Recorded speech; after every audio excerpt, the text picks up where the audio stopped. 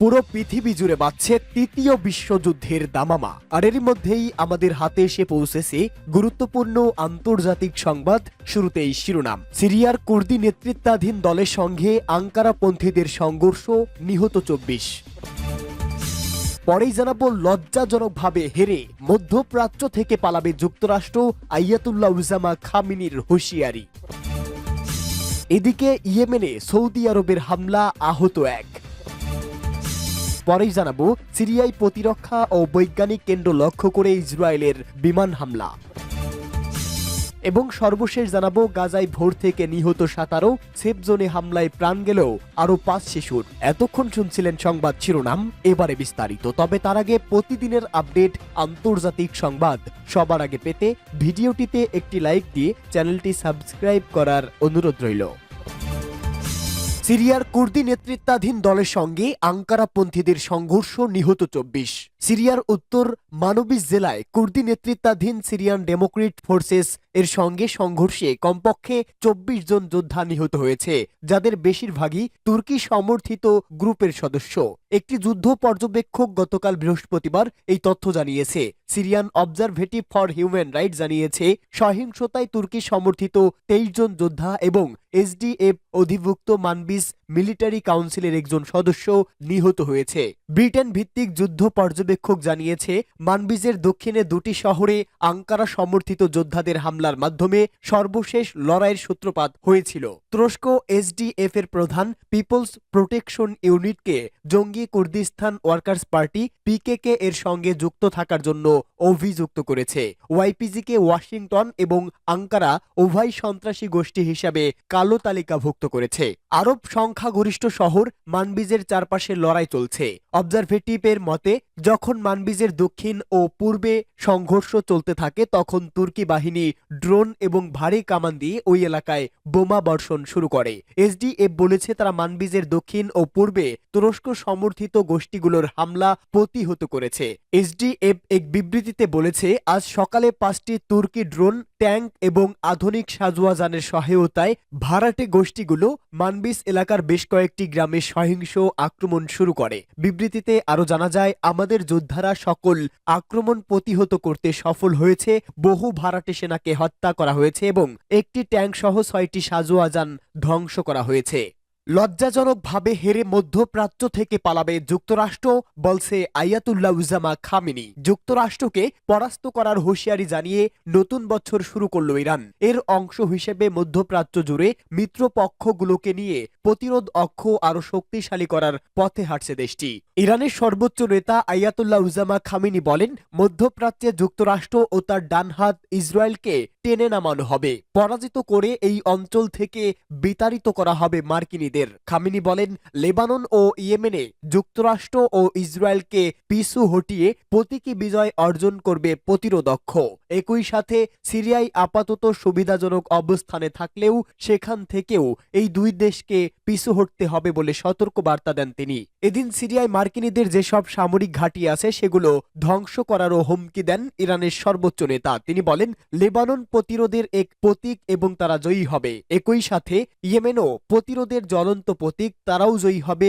লোভী যুক্তরাষ্ট্রের লেজুর দুশ্মন ও আগ্রাসনকারীরা এই অঞ্চলের মানুষদের হাতেই ক্ষমতা ছেড়ে দিয়ে পালিয়ে যেতে বাধ্য হবে। দিন শেষে মধ্যপ্রাচ্যে মার্কিন ইসরায়েলি অপশক্তি লজ্জাজনকভাবে পরাজিত হবে বলে পূর্বাভাস দেন খামেনি। বিশ্ববাসীদের কাছে হেরে এই অঞ্চল থেকে লেজ গুটাবে ইহুদিবাদী ইসরায়েল ও তার বড় মিত্র আমেরিকা। নিশ্চিতভাবে আজ যারা নিজেদের জয়ী ভেবে উল্লাস করছে, তারা এই অঞ্চলের মানুষের কাছেই পদদলিত হবে। আজ সিরিয়ায় একের পর এক সামরিক ঘাঁটি বানাচ্ছে যুক্তরাষ্ট্র।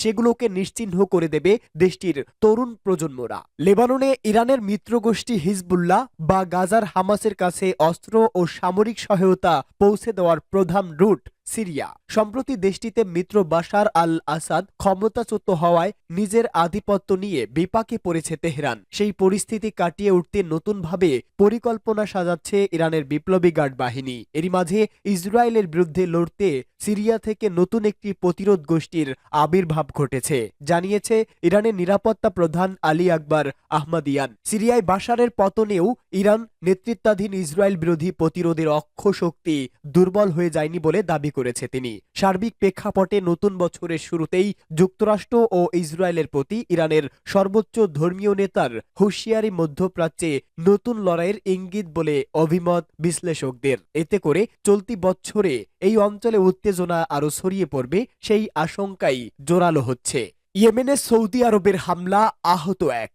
ইয়েমেনের একটি সীমান্ত অঞ্চলকে লক্ষ্য করে হামলা চালিয়েছে সৌদি আরব। এতে অন্তত একজন ইয়েমেনি নাগরিক আহত হয়েছেন। সৌদি আরব ইয়েমেনের একটি সীমান্ত অঞ্চলকে লক্ষ্য করে হামলা চালিয়েছে, খবর মেহর নিউজের। প্রাথমিক রিপোর্ট অনুযায়ী অন্তত একজন ইয়েমেনি নাগরিক আহত হয়েছেন। এর আগে আরব সূত্র জানিয়েছে ইয়েমেনে সৌদি সেনাবাহিনীর হামলায় একজন ইয়েমেনি নাগরিক নিহত এবং একজন আফ্রিকান শরণার্থী আহত হয়েছেন। সিরিয়ায় প্রতিরক্ষা ও বৈজ্ঞানিক কেন্দ্র লক্ষ্য করে ইসরায়েলের বিমান হামলা। সিরিয়ার প্রতিরক্ষা ও বৈজ্ঞানিক কেন্দ্র লক্ষ্য করে বিমান হামলা চালিয়েছে ইসরায়েল। গত মাসে দীর্ঘদিনের স্বৈরা শাসক বাশার আল আসাদের উৎখাতের পর এটি সর্বশেষ হামলা। এক প্রতিবেদনে এই খবর দিয়েছে টাইমস অফ ইসরায়েল। শাম FM রেডিও স্টেশনের মতে আলেপ্পোর কাছাকাছি আল শাফিরা শহরের কাছে একটি প্রতিরক্ষা কেন্দ্র এবং একটি বৈজ্ঞানিক গবেষণা কেন্দ্রে হামলা হয়েছে। হামলায় কোনো হতাহতের ঘটনা ঘটেছে কিনা তা স্পষ্ট নয়। আল শাফিরা এলাকার একজন বাসিন্দা নাম প্রকাশ না করার শর্তে AFP-কে বলেছেন তারা প্রতিরক্ষা কারখানায় আঘাত করেছে। 5টি হামলা খুবই শক্তিশালী ছিল। এই হামলায় মাটি কেঁপে উঠে দরজা এবং জানালা ভেঙে পড়ে। এতে এত বড় শক্তিশালী আঘাত ছিল তাতে রাতকে দিন মনে হচ্ছিল। IDF থেকে তাৎক্ষণিক কোনো মন্তব্য পাওয়া যায়নি। ইসলামপন্থী নেতৃত্বাধীন বিদ্রোহীরা ডিসেম্বরের শুরুতে আসাদকে ক্ষমতাচ্যুত করার পর থেকে ইসরায়েল সিরিয়ার সামরিক সম্পদের উপর শত শত হামলা চালিয়েছে। ইসরায়েলের দাবি তাদের লক্ষ্য সিরিয়ার সামরিক অস্ত্রগুলো শত্রুদের হাতে পড়া থেকে রোধ করা। ইসরায়েলের হামলার লক্ষ্যবস্তুর মধ্যে রয়েছে রাসায়নিক অস্ত্রের স্থাপনা, ক্ষেপণাস্ত্র, বিমান প্রতিরক্ষা এবং বিমান বাহিনী ও নৌবাহিনীর গুরুত্বপূর্ণ অবকাঠামো। বিদ্রোহী গোষ্ঠী হায়াত তাহরি আশ-শামের নেতা আবু মোহাম্মদ আল জোলানি, যিনি বর্তমানে আহমেদ আল শারা নামে পরিচিত, এরই মধ্যে তিনি ইসরায়েলি হামলার বন্ধের বিষয়ে বক্তব্য দিয়েছেন। গত মাসে আল শারা বলেছিলেন সিরিয়ায় বিমান হামলা চালানোর জন্য ইসরায়েলের আর কোনো অজুহাত থাকতে পারে না। তার ভাষ্য, সিরিয়ার মাটিতে IDF-এর হামলা লাল রেখা অতিক্রম করেছে এবং এই অঞ্চলে একটি অযৌক্তিক বৃদ্ধির হুমকি দিয়েছে। তিনি বলেন সিরিয়া বছরের গৃহযুদ্ধের ধারা ক্লান্ত হয়ে পড়েছে এবং বর্তমানে নতুন করে কোনো সংঘাত টেনে আনা হবে না যা আরও ধ্বংসের দিকে নিয়ে যেতে পারে, বরং সিরিয়া পুনর্গঠন ও স্থিতিশীলতার দিকে মনোনিবেশ করা হবে। গাজায় শুক্রবার ভোর থেকে নিহত 17, সেফ জোনে হামলায় প্রাণ গেল আরও 5 শিশুর। ফিলিস্তিনের অবরুদ্ধ গাজা ভূখণ্ডে ইসরায়েলের বর্বর হামলা চলছেই। ভোর থেকে ভূখণ্ডটিতে ইসরায়েলি হামলায় প্রাণ গেছে 17 জনের। নিহতের মধ্যে 2 শিশুও রয়েছে। এদিকে গাজার তথাকথিত একটি সেফ জোনে ইসরায়েলের বিমান হামলায় আরও 5 শিশু নিহত হয়েছে বলে জানিয়েছে জাতিসংঘের শিশু নিরাপত্তা ও অধিকারী বিষয়ক সংস্থা ইউনিসেফ। শুক্রবার এই তথ্য জানিয়েছে সংবাদ মাধ্যম আল জাজিরা। সংবাদ মাধ্যমটি বলেছে ইসরায়েলি সামরিক বাহিনী সাম্প্রতিক কয়েক ঘন্টা ধরে উত্তর ও মধ্য গাজায় তাদের আক্রমণ অব্যাহত রেখেছে। ফিলিস্তিনের কুডস নিউজ নেটওয়ার্ক এবং প্যালেস্টাইন ইনফরমেশন সেন্টারের প্রতিবেদনে বলা হয়েছে শুক্রবার ভোর থেকে হওয়া এই হামলায় মোট 17 জন নিহত হয়েছেন। সর্বশেষ এই হামলাগুলোর মধ্যে নুসেইরাত ক্যাম্পের মিশমিশ পরিবারের বাড়িতেও একটি হামলা হয়েছে এবং সেখানে 2টি শিশু নিহত হয়েছে। এছাড়া মধ্য গাজার দেইর আল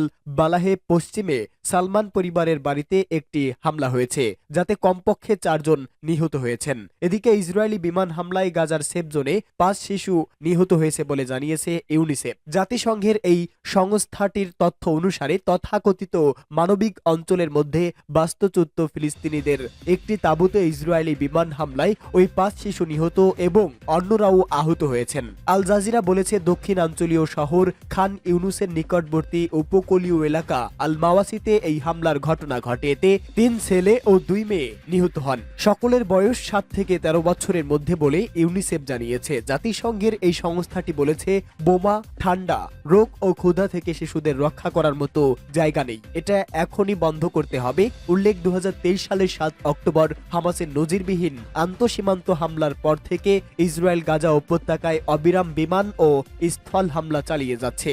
ইসরায়েলি এই হামলায় হাসপাতাল, স্কুল, শরণার্থী শিবির, মসজিদ, গির্জা সহ হাজার হাজার ভবন ক্ষতিগ্রস্ত বা ধ্বংস হয়ে গেছে। হামাসের এই আন্তঃসীমান্ত হামলার পর থেকে ইসরায়েল গাজায় 45,000-এর বেশি মানুষকে হত্যা করেছে, যাদের বেশিরভাগই নারী ও শিশু।